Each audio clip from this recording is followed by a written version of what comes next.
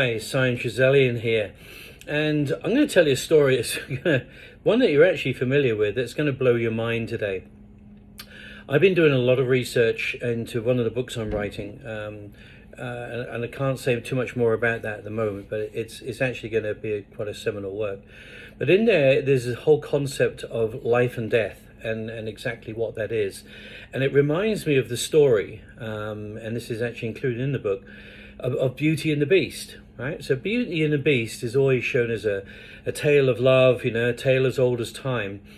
But it's actually a false story, what you've been told. The story itself, the true essence of that story, is far deeper. So what we have a castle in the woods. We go from the real world.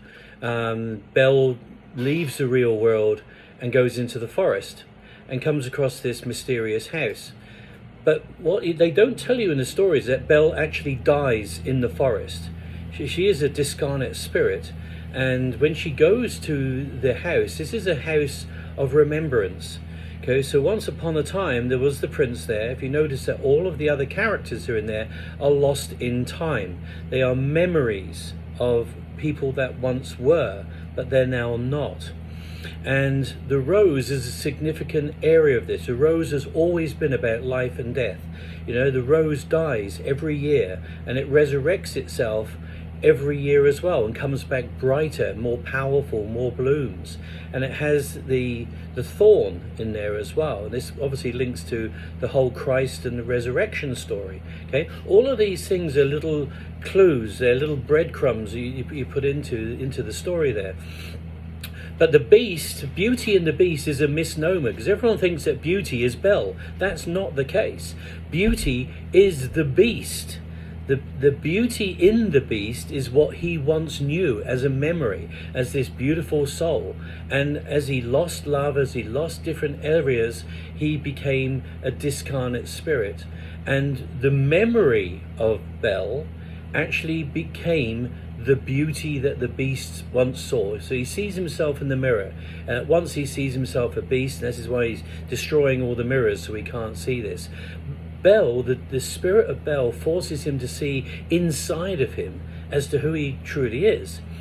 And as soon as the beast sees the beauty that he is, it's not a reflection of outside, it's the reflection on the inside. At that point, the last petal drops, the spell and the curse is broken, and the beauty and the beast are now back as one. And as you see in the story, all of a sudden, the ballroom is full of people dancing. It's like, where did he get all these friends from suddenly? These are memories. This is not real. This is not the real world. Okay, so what we have to do is that we all have a beauty and a beast in ourselves. I'm certainly an example of that. I've done questionable things in life in the military, but I've always maintained that essence of goodness within me. And that's really, really important. And once you find that beauty within the beast that the world challenges you to be, the world makes us beasts. We don't grow up thinking that we're just going to be like this. So the power of this story is literally a tale as old as time, because the time is the key here. It's the clue as to what the true essence of the story is. It is about life and death. And once we actually see that, we can embrace the fact that at some point we will die, but only once we see the beauty that created us in the first place. There you go. Please like, share, repost. Everyone needs to hear this story, because we don't want to be writing off stories as mere fairy tales. They're important for us, for our growth.